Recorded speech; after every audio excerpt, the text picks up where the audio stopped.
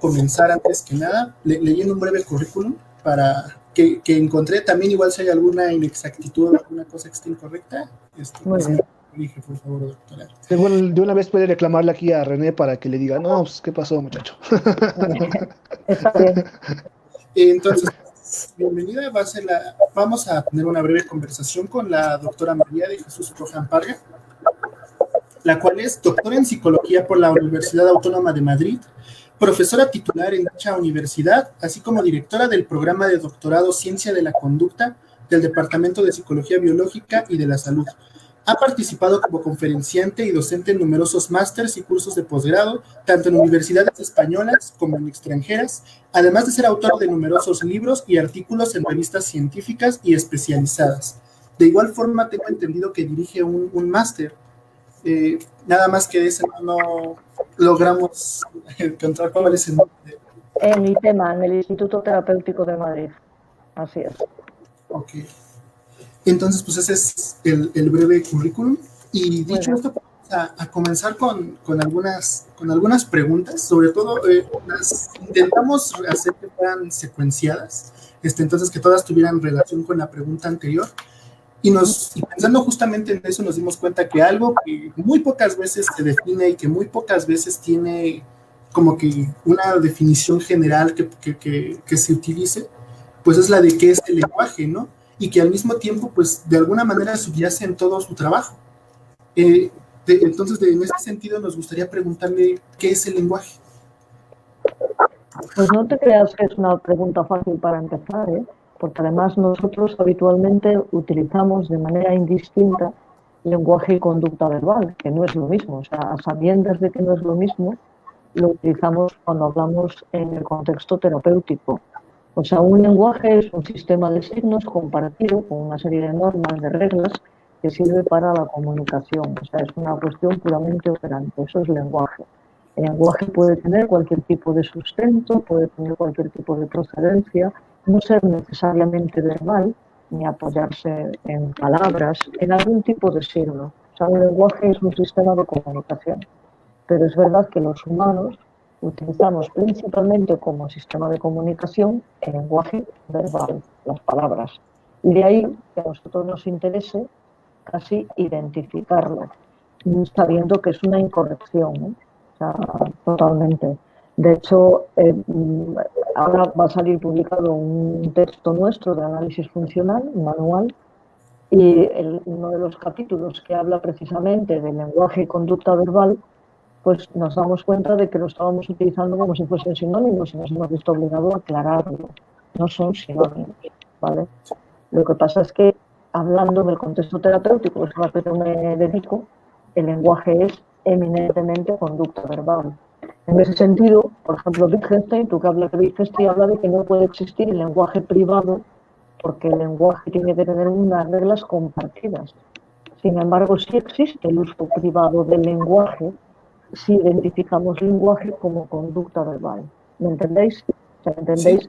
La incongruencia que hay cuando hablas de lenguaje privado, porque no existe lenguaje privado, porque no hay nada que no pueda ser en el lenguaje compartido por un conjunto de usuarios, de personas que aceptan unas reglas, lo que Wittgenstein llama los juegos de lenguaje. Pero una vez aceptadas esas reglas, identificando lenguaje como conducta verbal, sí existe la conducta verbal privada, que se atiene a las mismas reglas idénticas y a los mismos procesos de aprendizaje que el lenguaje compartido. En este sentido, ¿usted entiende lenguaje, conducta verbal en el sentido skinneriano? Sí. Sí, en el sentido skinneriano, pero más allá del sentido skinneriano. Es decir, nosotros, por ejemplo, cuando hacemos nuestros estudios de interacción terapéutica, en ningún caso seguimos la clasificación de Skinner, porque nosotros pensamos que está muy circunscrita a un contexto muy particular donde sí puede ser útil y donde se ha demostrado lo potente que es a la hora de desarrollar, por ejemplo, conducta verbal en autistas, en personas que tienen problemas de desarrollo. Pero yo pienso que es algo muy restringido, o sea que no hay que asimilar el término conducta verbal a la clasificación skinneriana de conducta verbal. De hecho, nosotros a la hora de clasificar el lenguaje utilizamos exactamente las mismas funciones que no hacemos una clasificación morfológica en ningún caso, sino las mismas funciones que cualquier otra conducta, es decir, el lenguaje con una función discriminativa, con una función reforzante, con una función aversiva, etcétera, etcétera, etcétera. Entonces, no consideramos que es necesario clasificar el lenguaje morfológicamente, sino como cualquier otra conducta, atendiendo a sus funciones, idénticas a la de cualquier otro comportamiento. Cuando se refiere al lenguaje privado, es lenguaje en un sentido, algo que no se le dice a los demás, ¿no? Por eso es privado. Sí. O sea, cuando nosotros hay una cosa que es uno de los pilares de nuestro grupo, y no solo de nuestro grupo, compartida por muchos otros autores, que es que hay una identificación de pensamiento y conducta verbal encubierta y por tanto conducta privada. Pero esto es lo que entra digamos, en contradicción cuando hablamos de lenguaje privado, cuando el lenguaje no puede ser privado porque es un sistema de comunicación. ¿Me seguís? Sin embargo, nosotros podemos hablar de conducta verbal encubierta, haciendo esta extensión al lenguaje encubierto, el lenguaje como sinónimo de conducta verbal, a sabiendas de que no es correcto conceptualmente, pero sí existe. O sea, el pensamiento, que es para nosotros lo más importante en todo lo que es la interacción clínica, el pensamiento no deja de tener un sustrato verbal. No existe otra cosa. Y cuando el pensamiento no es verbal, que son imágenes, no son otra cosa que respuestas condicionadas que se aprenden. Entonces, no hay por qué saltarse los principios de aprendizaje para explicar ni las cogniciones, ni las respuestas encubiertas, ni nada. O sea, creemos que absolutamente todo producto humano en interacción con un contexto puede ser explicado en términos de aprendizaje, ya sea la conducta verbal manifiesta, la conducta verbal encubierta, las cogniciones, cualquier otra actividad, vamos a llamarla así. Claro, o sea, el lenguaje, el argumento del lenguaje privado se desvanece porque todo concepto tiene sus reglas de uso, que se dan en comunidad. Y si nos ponemos a pensar en un lenguaje interno, un lenguaje interiorizado, podemos preguntar, podemos ver que no tiene reglas. No, es un lenguaje sin reglas. No, es el mismo lenguaje ateniéndose a las mismas reglas que el lenguaje manifiesto, si quieres llamarlo así. La palabra manifiesto es confusa porque parece que es algo que sale de dentro, ¿no? Entonces, ponle, no sé cómo llamarle, visible por todos, audible por todos, sensible a todos los oyentes o a las personas presentes. O sea, yo creo que la clave está en aclarar que cuando se habla de lenguaje privado es una forma corta de decir uso privado del lenguaje. Es decir, lo que se usa privadamente ese lenguaje no es que el lenguaje sea privado. Sí. El lenguaje es el mismo lenguaje que utilizas en interacción con otros.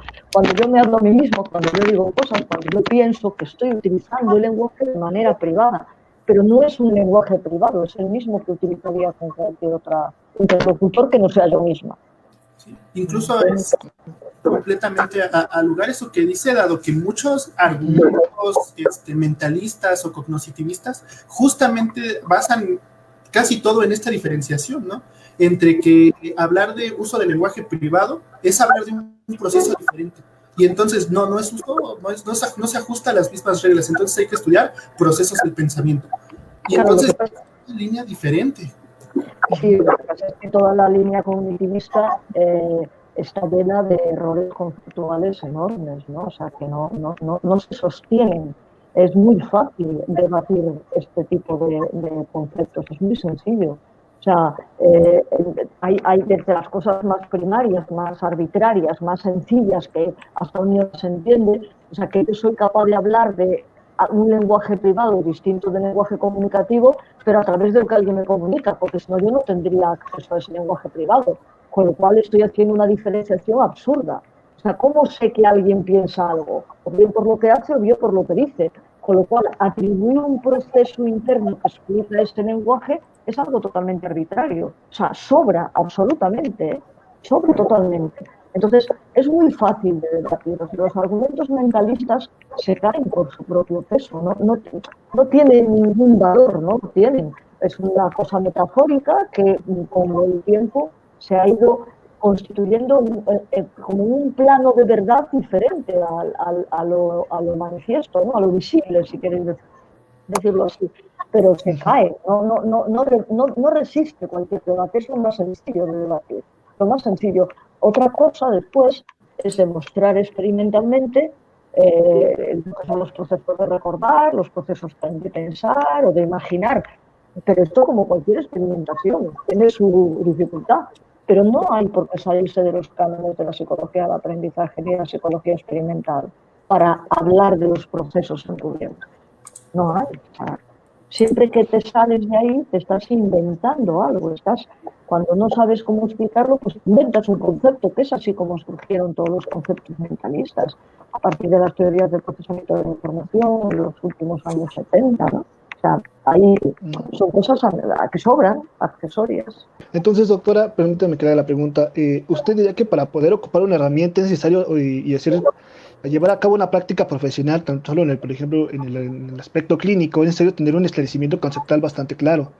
Yo digo esto porque, por ejemplo, el doctor Tomasini en un artículo mencionaba que algo bastante interesante de los psicólogos es que sus herramientas y sus técnicas que aplican son eficaces y eficientes, pero que no saben por qué funcionan. Entonces sí tiene un avance en cuestión de técnicas, pero que pareciera que la mayoría de las técnicas en ese aspecto un poquito más llevado a lo cognitivo-conductual sí, funcionan, son eficaces, pero no saben por qué funcionan. Y esto me lleva un poquito a la pregunta de, ¿usted qué opina de la práctica pragmática en la que se basa solamente en el resultado y sí, en la eficacia y en la eficiencia solamente y no tanto en el esclarecimiento conceptual? Mira, vamos a ver.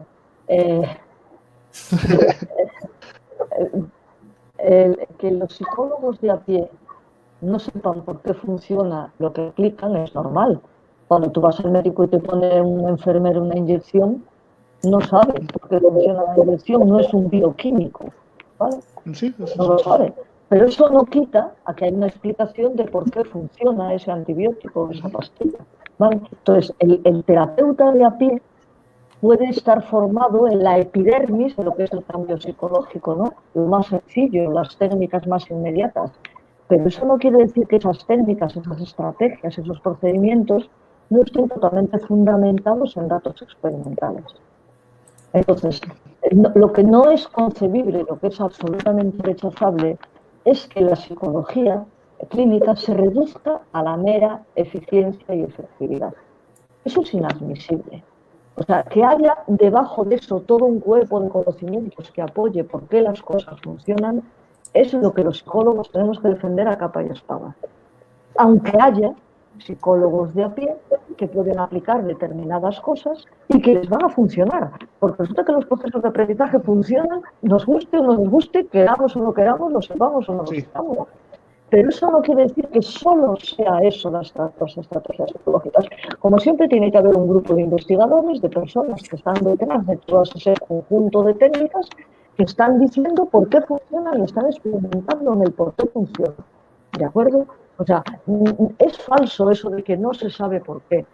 Insisto, a lo mejor un psicólogo de a pie que se dedica a trabajar con niños, que ya maneja una serie de estrategias de manera intuitiva, muy sencillas, que funcionan. El problema es que cuanto más formados estemos en el cambio de conducta y los principios experimentales, más podremos resolver los problemas que surgen en la intervención psicológica. Pero no todos tienen que ser investigadores, ¿eh? O sea, es como pedirle, ya te digo, a una persona que trabaja en enfermería o a un médico de atención primaria que esté formado en principios bioquímicos. No, evidentemente, cuanto más sepa, mejor.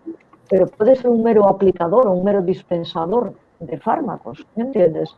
Entonces, hay psicólogos que pueden ser meros aplicadores, por ejemplo, de principios operantes, ¿no? Con un niño es muy fácil trabajar.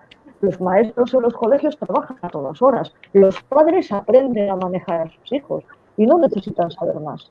Ahora, el psicólogo tiene que ir un poquito más allá. O sea, tiene que ser responsable y no limitarse a tragar todo y a reproducir lo que dicen los manuales sin pensar en algo más. Es más, los manuales nunca deberían ser una relación de procedimientos, deberían explicar y justificar por qué esos procedimientos funcionan. Eso desde luego. ¿Vale? Así que es falso eso de que todos los psicólogos aplican y funcionan sin saber por qué. Eso es falso. Existe todo un cuerpo de experimentación detrás de la psicología clínica que se dedica a preguntarse por qué funciona lo que funciona y por qué no funciona lo que no funciona. Sí, bueno, la pregunta iba más no tanto en general, sino a que en general en la psicología había fenómenos que no sabía por qué, o sea, las técnicas funcionaban de tal forma. Entiendo esa parte de que hay psicólogos que se dedican específicamente a esa parte, a desarrollar, explicar por qué funcionan tales cosas, y hay psicólogos que se dedican y se entrenan únicamente en esa parte de técnicas, y que pues en tanto funcionan, y aparte ya existe pues todo un antecedente, pues no tendrían por qué saberlo necesariamente. Ya existe un antecedente que explica y desarrolla todo ese procedimiento. Y en eso estoy completamente de acuerdo.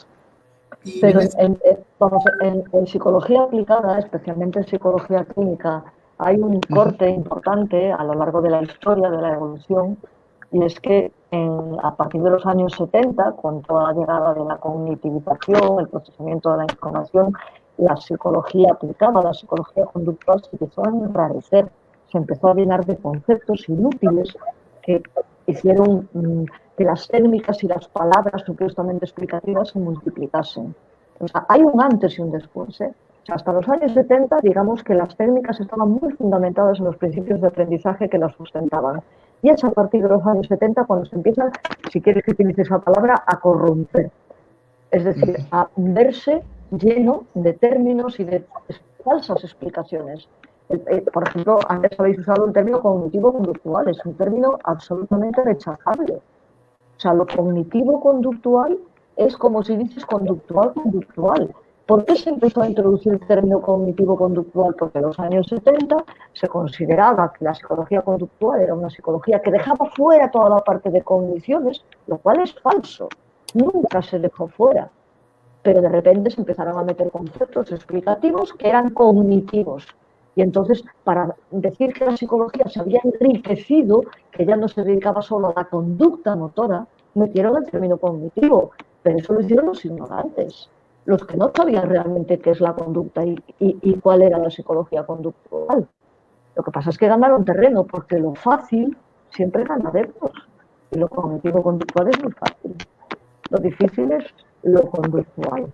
En ese sentido, doctora, ¿usted diría entonces que es obligación del psicólogo la especialización? En este sentido, si alguien va a ser terapeuta, que se dedique y que estudie y se especialice en eso, y que si va a ser investigador, o sea, que no exista la todología en la psicología, que no existe el investigador que también da terapia, que también... Mira, si yo dijese eso, yo me tendría que borrar del mapa. Porque yo hago terapia y soy investigadora. No.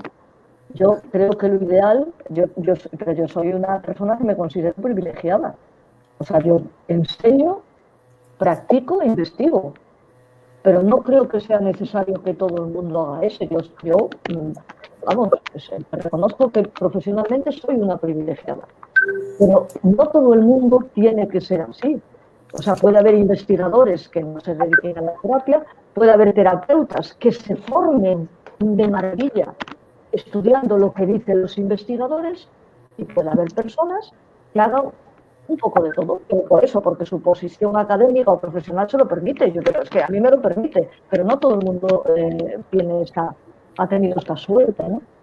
Entonces, cuando yo digo que sí creo que tiene que haber especialización, es que pienso que cuando una persona sale graduada de la facultad, sabe muy poquito, pero enseguida se lanza a la calle a hacer terapia sin saber nada más. Y a mí eso me parece como si sale un licenciado en medicina y se pone a operar.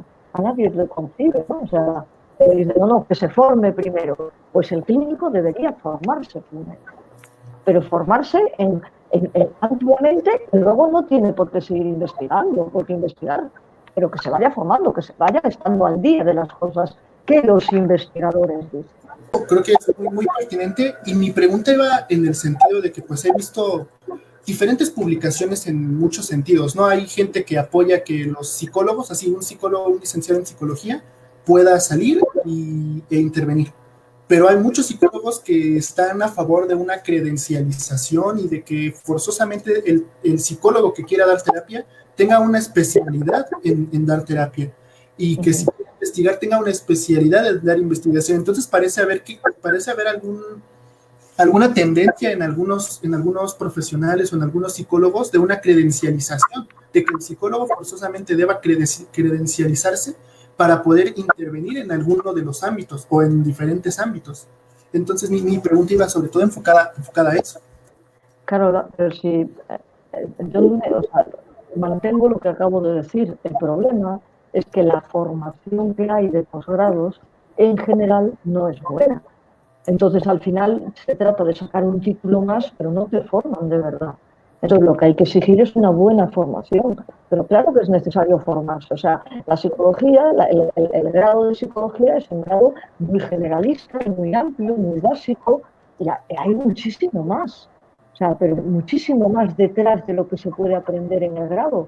Entonces, es necesario que haya una especialización, credencialización, como decís vosotros, pero de calidad. No, venga, hoy ahora tengo 2 años más de carrera donde me dicen más de lo mismo y donde lo único que consigo es un título, que eso es lo que está pasando en España. Para eso, ahórratelo, no merece la pena. Pero que haya una buena formación, una formación donde se expliquen las bases, en el caso de la clínica, de las técnicas de intervención, donde se expliquen toda la psicología del aprendizaje, donde se desmitifiquen, donde se haga un análisis correcto de los conceptos psicológicos, a mí me parece pero fundamental y necesario. Y un psicólogo bien formado, un clínico bien formado, es muy potente. Es una persona que tiene las claves del cambio de conducta. Puede ser un elemento de ayuda maravilloso. Entonces, doctora, yo tengo una pregunta con lo que acaba de decir. Sí, es cierto que a veces las escuelas, igual aquí en México pasa, que no son lo suficientemente formativas, ¿no? A veces uno sale aquí con necesidad de que pues, necesita más experiencia y necesita más aprendizaje en términos prácticos. Pero si uno en caso, como estudiante, no encuentra ese posgrado, ¿usted qué recomendaría? O sea, yo pienso en el autodidactismo, pero quisiera saber su opinión al respecto, ¿no? El cómo formarnos en ese aspecto, ¿no? Mira, me parece que cada vez más con gente como hacéis vosotros, que tenéis páginas y tenéis canales donde se intenta plantear y difundir una psicología científica, una psicología seria, yo creo que eso es más que suficiente. O sea, no creo que el conocimiento profundo y correcto de la psicología o de las aplicaciones de la psicología tenga que pasar por pagar una matrícula en una facultad y que te den un título oficial, en absoluto. Pero es verdad que tiene que haber una regularización. El problema para mí no radica, o sea, si cosas como las que hacéis vosotros se pudiesen estudiar en las aulas, es decir, esa limpieza, ¿no?, de basura que hay pululando por la psicología, pues yo abogaría por cursos absolutamente sistematizados que facilitarían el aprendizaje de la gente, pero no lo hay. Entonces, claro, el autodidactismo, enhorabuena por las personas que se forman de esta manera y que leen, que estudian y que aprenden y que están continuamente en contacto con las cosas más punteras que hay en clínica. Yo soy una lega en redes sociales, no participo en ninguna, no estoy al tanto de nada, no me entero de nada, pero la gente que trabaja conmigo, que sí es muy activa en ese sentido, me dice que hay canales extraordinariamente buenos, entonces adelante con ellos. Claro que sí. Claro que sí. Algo que aparte que se ha visto y que a veces llega a reforzar muchas de las prácticas no basadas en conocimiento empírico y prácticas muchas veces antiéticas, es que la gente dice que parece funcionarle, ¿no? Por ejemplo, yo me pongo a pensar en esto de las constelaciones familiares, el coaching, muchas de ese tipo de prácticas que la gente dice, es que parece que me funciona. Y en ese sentido yo lo que me preguntaba es, hay investigaciones acerca de cómo existe una especie de efecto placebo terapéutico, en el cual la gente simplemente por empezar a ir a terapia, aún todavía no se aplica nada, pero la persona ya dice o ya reporta estar mejorando, ya reporta que hay un cambio, ya reporta que hay alguna mejoría, aun cuando todavía no se hace absolutamente nada. ¿Cómo podríamos nosotros explicar este efecto placebo terapéutico que además parece reforzar muchas de las ideas de prácticas, muchas veces no basadas en evidencia y que además llegan a ser a veces en ocasiones antiéticas? Sí, vamos a ver. Yo la primera cosa que haría sería definir qué es el efecto placebo. Porque el efecto placebo se le llama a una serie de cambios que ocurren sin que aquello que se está poniendo en marcha, que se está aplicando, lo justifique. Pero eso no quiere decir que no haya un proceso que explique el efecto placebo. No sé si me entendéis. El efecto placebo es un efecto estudiable como cualquier otro. Entonces, eso por una parte. Por otra parte, cuando una persona va a terapia, el solo hecho de ir le produce un beneficio. Si además se está hablando con una persona que hace terapia, que tiene una serie, sabe manejar lo que es la interacción y consigue decir y provocar determinadas reacciones en el individuo que lo hace, a sabiendas, los buenos terapeutas, o sin saberlo, los malos terapeutas. Pero el efecto es el mismo. ¿Me entendéis? Entonces, esos cambios que ocurren por efecto de esa interacción, por el hecho de saberse en terapia, porque has sentido de repente confianza con la persona, porque la persona te hablaba de una manera y te decía una serie de cosas estudiables, nada mágico. Eso hace que la persona cambie de la misma manera que si se aplica algo. Tú imagínate por un momento que una persona va a consulta y va con la idea de es que lo mío es una enfermedad crónica y se encuentra con una terapeuta que le explica que eso es falso, que no hay ningún dato, sabe darle credibilidad a sus palabras y en ese momento la persona empieza a pensar, pues a lo mejor no es crónico. El hecho de pensar a lo mejor no es crónico es un estímulo que provoca bienestar. Y claro que es algo bien. De repente me quitan, me alivian la reacción emocional negativa que me produce pensar que tengo que estar abocada a esto toda mi vida. Y cuando pienso, a lo mejor no es crónico y a lo mejor tiene salida, pues yo salgo de la consulta muchísimo mejor de lo que entré. Esto es lo que se llama efecto placebo. El psicólogo diría, ¿cómo es posible que cambie si yo no he hecho nada? Es falso que no hayas hecho nada. Claro que has hecho. Has hablado, has presentado una serie de estímulos que son capaces de elicitar una serie de respuestas emocionales. O le has dicho a la persona, pues la próxima semana no le des más vuelta a lo que te pase. Tú espera a que empecemos a trabajar y ya verás qué bien te vas a sentir. Y esa persona dice, uy, me lo dice esta psicóloga que es buenísima y tiene muchísima fama. Me voy a distraer toda la semana. Y durante toda la semana no está pensando lo mal que está, evidentemente se siente mejor. Pero no es exactamente lo mismo que se haría de manera forzada cuando tú enseñas un proceso de reestructuración cognitiva o parada de pensamiento, contracondicionamiento, lo que quieras, pero en este caso ocurre al principio durante el proceso de evaluación, pero el efecto es idéntico. ¿Qué diferencia hay entre un mal psicólogo y un buen psicólogo? Un mal psicólogo, los de las constelaciones familiares, los de los movimientos oculares, los de todos esos hacen lo mismo sin saber y los demás lo hacemos sabiendo. ¿Me entiendes? El problema es cuando atribuyes el éxito a las constelaciones familiares o al MDR o a lo que sea. Ese es el problema. Eso es el engaño, ¿vale? Porque resulta que el éxito, el cambio en el cliente, hay que atribuirlo a esos procesos de aprendizaje que de forma natural se ponen en marcha durante la interacción terapéutica. Sí, de hecho, en ese sentido, justamente lo que me ponía a pensar es, como por ejemplo, se acostumbra mucho aquí en México, no sé si también en España o en algunos otros países, que cuando una persona quiere dejar de tomar y es muy creyente, lo que hace es ir a una iglesia y jurar.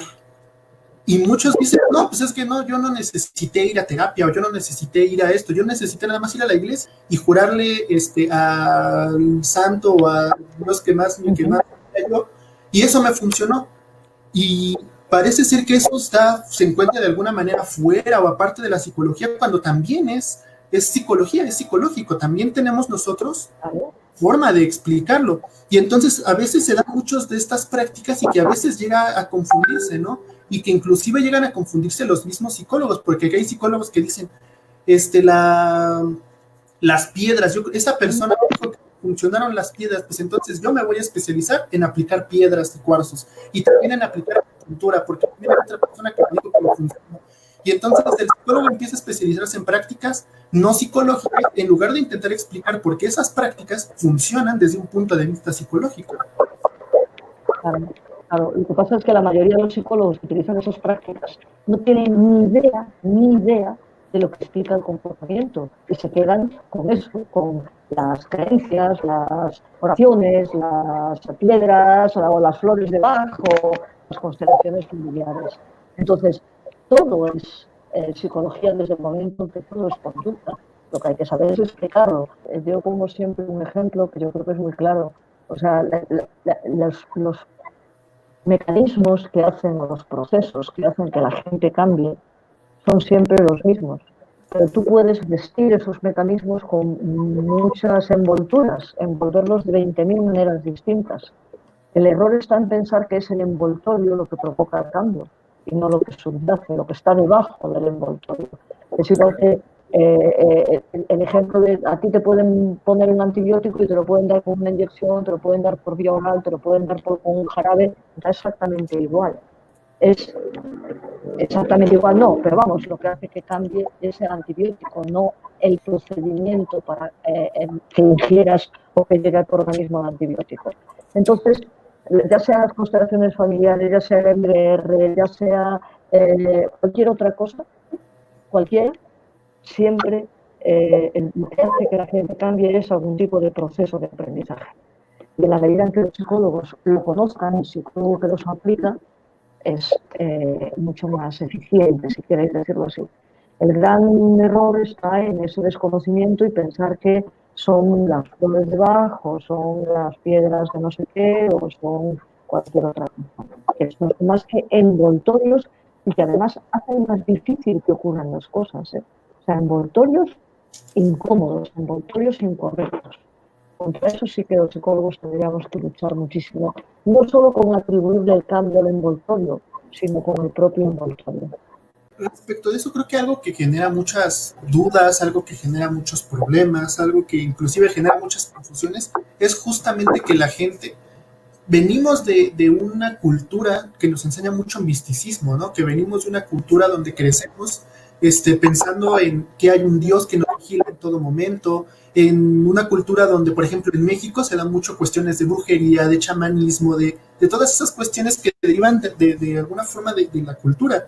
Y entonces, de pronto, para la gente llega a ser complicado o difícil el explicarse de manera natural algunos fenómenos, ¿no? Entonces, en ese sentido, muchas personas ni siquiera dan argumentos a favor del cognitivismo, simplemente dicen, a ver, si no existe lo mental o lo cognitivo, dime entonces cómo recordamos cosas que no están aquí. Entonces dime cómo puedo imaginarme cosas, cómo puedo tener imágenes mentales, ¿no? Y en ese sentido, pues creo que una pregunta pertinente y que nos gustaría hacer es, ¿cómo nosotros es que entonces interactuamos con eso que no está presente, ¿no? ¿Cómo yo interactúo con algo que pasó hace un año o hace dos? ¿O cómo interactúo con algo que a lo mejor va a pasar mañana o pasado mañana? Pero es falso que no está presente, aunque no esté físicamente presente. O sea, cuando tú reaccionas a un tipo de estimulación, esa estimulación está presente. O sea, tanto lo que es recordar o lo que son las imágenes mentales o cualquier cosa, existe una serie de respuestas, tanto proprioceptivas como interoceptivas, que tienen las mismas funciones que cualquier otro tipo de estimulación. Entonces, claro que está presente. Lo que no está presente es el estímulo físico al que tú atribuyes erróneamente qué es lo que está ocurriendo. Pero eso es una atribución que lo hace la gente de la calle. El problema no es la gente de la calle, el problema son los psicólogos. Es decir, si una persona piensa que existe un Dios, que tiene que confiar en él o que existe la brujería, y todo eso le sirve para ser feliz, bienvenido sea. Ya está. Otra cosa distinta es que los psicólogos crean que es eso lo que está haciendo a la gente feliz. O sea, que reduzcan la explicación a una una fuerza divina o algo así. Eso es el problema, que el especialista crea eso, pero que las personas de a pie sigan con esas creencias, vamos, allá cada uno, ¿no? O lo que quiera. Pero una cosa es la vida cotidiana y otra cosa es la ciencia. Los psicólogos son científicos del comportamiento. Y como toda ciencia exigen una experimentación, existen unas reglas, existen unos protocolos que hay que cumplir. Entonces, que una persona no sepa explicar por qué algo que no está presente desde su perspectiva puede producir en mí un efecto, vale, que no lo sepa explicar un psicólogo es lo que ya es sangrante. Sobre qué es recordar o qué es emocionarse o qué es percibir, la psicología experimental ha desarrollado todo, absolutamente un conjunto de clarificación, o sea, ha hecho ¿cómo puedo decirlo? O sea, un gran esfuerzo por explicar conductualmente elementos que aparentemente no son explicables. En primer lugar, hay una cosa que tiene que quedar claro. Las relaciones funcionales no son relaciones que exijan proximidad física, sino proximidad temporal. Es decir, cuando yo pienso algo, ese pensamiento del futuro o del pasado está presente. ¿Y por qué pienso algo? Pues a lo mejor pienso algo porque hay un estímulo del medio que yo ni siquiera tengo por qué verbalizar, es decir, no tengo por qué hacer consciente, si queréis utilizar esa palabra, pero provoca en mí un tipo de alteración. Y resulta que esa alteración es una respuesta condicionada idéntica a esa RI, que ese estímulo físico tuvo en su momento. Eso puede ser el recuerdo. ¿Me entendéis? O sea, la contingencia física no forma parte de la ciencia psicológica, forma parte de la contingencia temporal. Dos cosas tienen que estar contiguas, pero no en el espacio, sino en el tiempo. La continuidad física forma parte de otras ciencias, de las ciencias biológicas, pero no de la psicología. Puedes percibir aunque el objeto físico no esté presente. O sea, hay, por ejemplo, con respecto a lo que son las alucinaciones, existe todo un cuerpo de conocimiento experimental que explica las alucinaciones como, no solo, pero como respuestas condicionadas. Yo no sé, hay un ejemplo que me gusta también muchísimo poner. Yo no sé si vosotros habéis hecho esto alguna vez, de que vais a algún sitio y al llegar, estáis en una parte de la casa, vais a hacer algo y cuando os ponéis a andar y dices, anda, no sé qué venía a hacer. Y volvéis atrás y lo recordáis. ¿Esto os ha pasado alguna vez? Sí. ¿Nunca os ha pasado esto? ¿Vale? ¿Por qué lo recordáis cuando venís atrás? Porque en el contexto en el que estabais antes hay algún tipo de estímulo que os ha pasado desapercibido, en el sentido de que verbalmente no lo habéis reconocido, pero provoca en vosotros esa respuesta. ¿Me entendéis? Entonces, no es nada mágico, es una cosa que se explica perfectamente por condicionamiento pavloviano. Y lo hacemos todos. Me levanto, voy a un sitio y digo, ay, no me acuerdo que fui a coger. Vuelvo atrás y ¡pumba! Me acuerdo. Pero me acuerdo porque el estímulo que originó esa respuesta está ahí, aunque yo no lo describa como tal. Lo que nos dice me hace recordar, hace como un año, me parece, tuvimos la oportunidad de platicar con la doctora Linda Higgs. Y algo que ella nos decía es lo mismo, tienen que quitarse esa idea de que el pasado está en el pasado. No, el pasado no está en el pasado está aquí. Y ¿por qué agarras como la agarras? Porque el pasado aquí está y aquí está y interactúas en este momento con todo eso. Está el pasado y está el futuro. Exacto. Sí, están convirtiendo. Los tiempos verbales en psicología no existen, no están presentes. Otra cosa es que yo hable de algo que no ocurrió, pero de algo que aún ocurrió. Pero lo que yo estoy sintiendo cuando hablo de algo que va a ocurrir es presente. Entonces, no tiene sentido para pasado o presente. Todo es presente desde el análisis de la conducta. Sí, desde el interconductismo, la categoría que se utiliza para describir este tipo de comportamiento es el de sustitución de contingencias. Donde justamente es lo que hacemos por medio de lenguaje, por medio de nuestra conducta verbal, es lo que hacemos. Traemos cosas y interactuamos con ellas en este momento gracias y por medio del lenguaje, ¿no? Y no solo por medio del lenguaje, insisto que existen una serie de respuestas interoceptivas que también hacen presente cosas que no están en ese momento físicamente.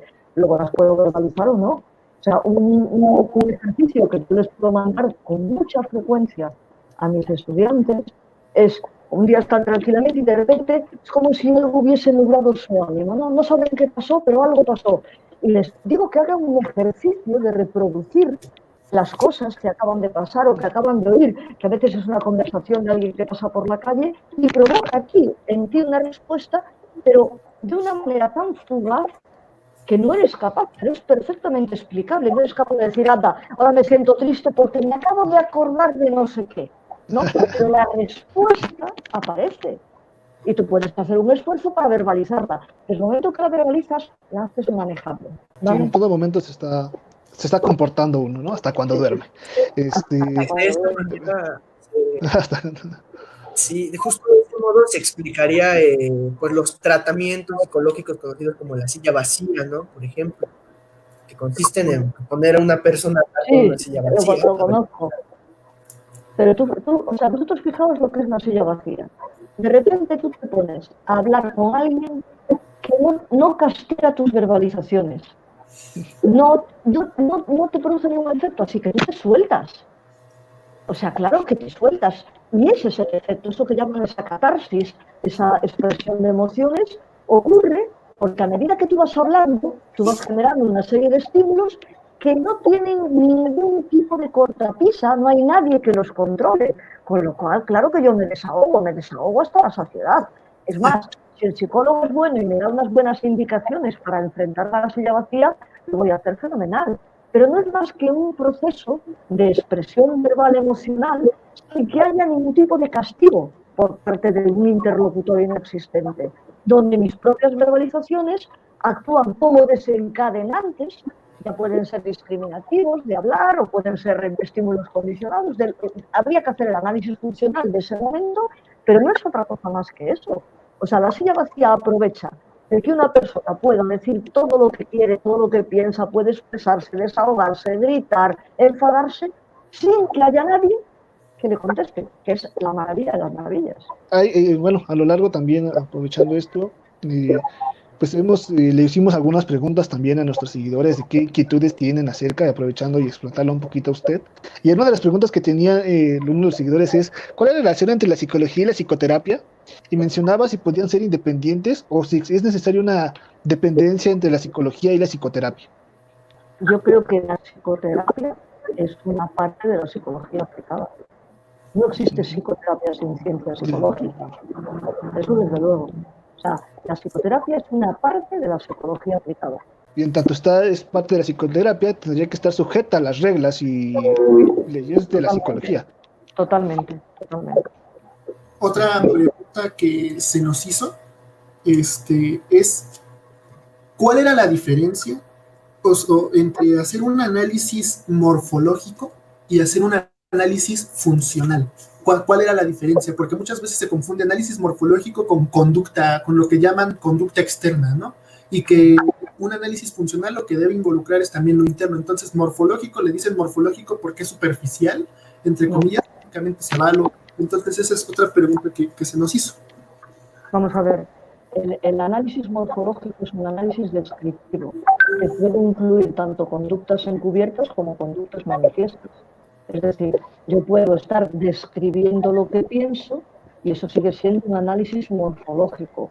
Puedo estar describiendo mi taquicardia o mi sudoración, aunque nadie más lo esté viendo, y sigue siendo morfológico. Una cosa es la morfología, que hace referencia a los aspectos descriptivos de la conducta.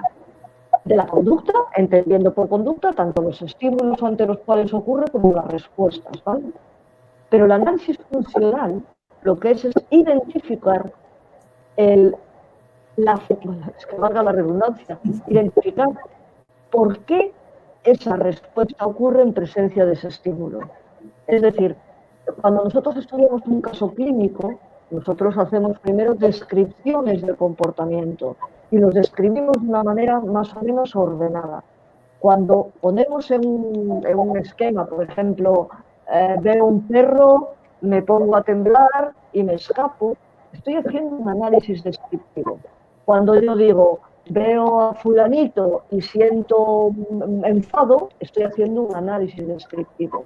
Da lo mismo que sean respuestas o estímulos manifiestos o encubiertos, eso da lo mismo. La diferencia entre el análisis morfológico, que es describir, y el análisis funcional, es que el análisis funcional explica por qué ocurren esas respuestas en presencia de sus estímulos. ¿Por qué? O sea, no solo constata la ocurrencia, sino que dice por qué.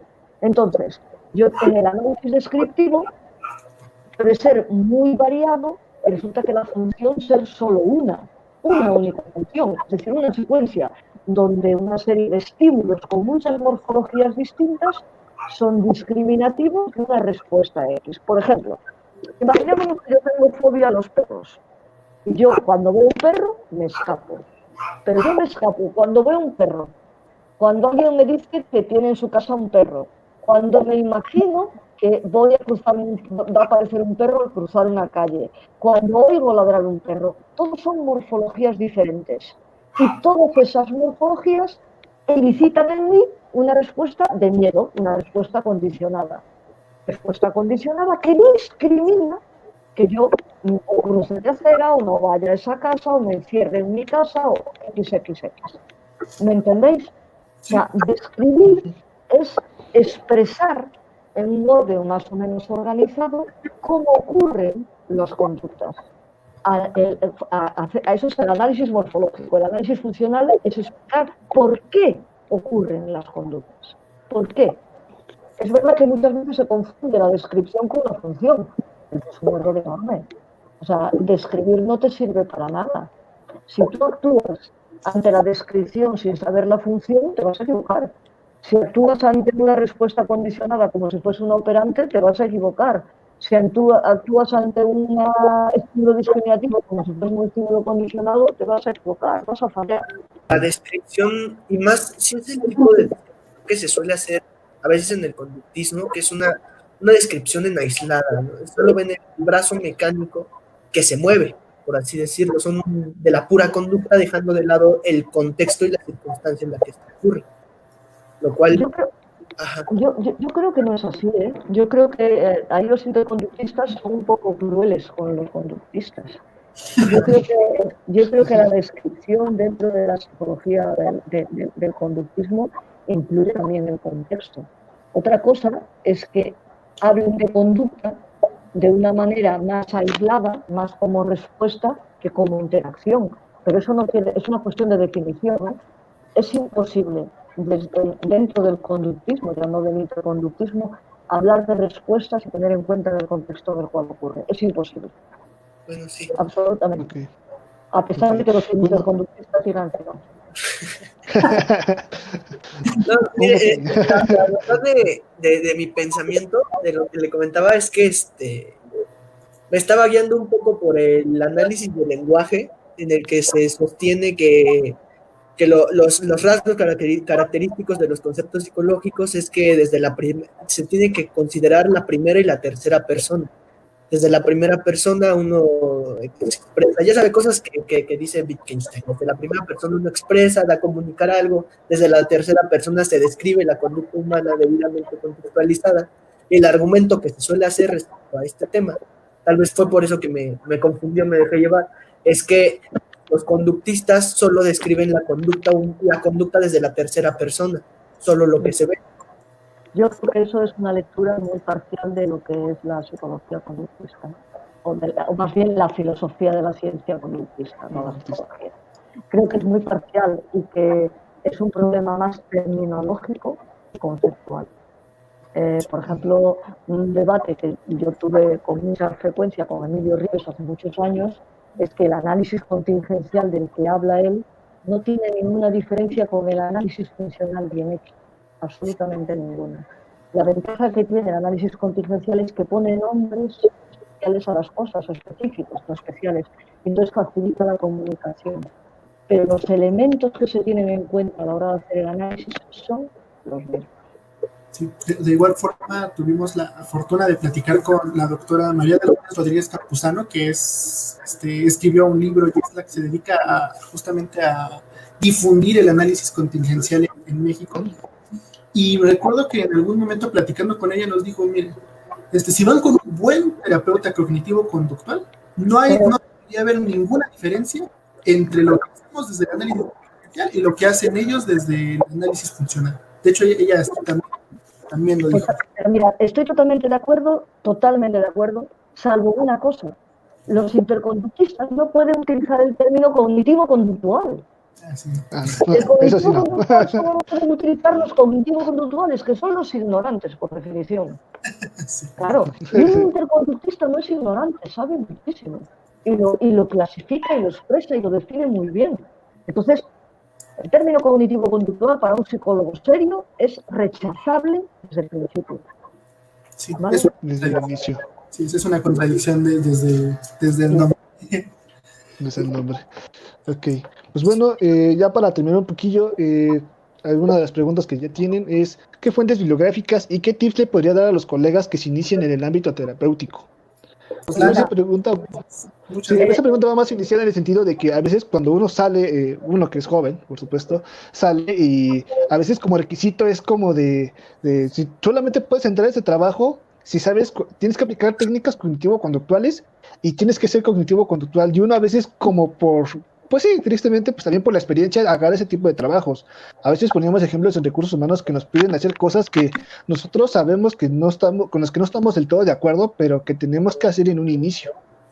En lo que agarramos experiencia. Si a mí me va a dar un trabajo, si yo digo que soy cognitivo-conductual, yo digo que soy cognitivo-conductual. A mí que me importa. O sea, no voy a cambiar. No voy a cambiar lo que yo hago, ¿me entiendes? O sea, la gente que me contrata no tiene por qué saber de psicología, simplemente me va a pagar. La que tengo que saber de psicología soy yo. Entonces, cognitivo-conductual, por supuesto que sí. Que quieres que me lea tal manual, pues me leo tal manual, pero yo luego sé.